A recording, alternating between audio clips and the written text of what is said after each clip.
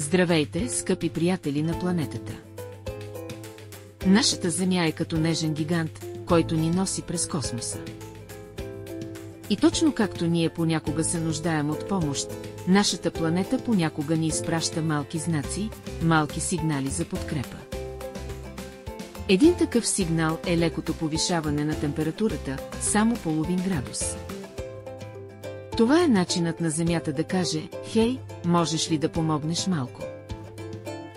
Мислете за действията ни като за успокояващ отговор. Когато използваме повторно нашите играчки или когато се грижим за растенията и животните, ние изпращаме топла прегръдка обратно на Земята. Това е като тих разговор между най-добри приятели. Въпросът е: готови ли сме да бъдем най-добрите приятели на Земята? Да я потупаме утешително и да кажем: подкрепяме те, Земя.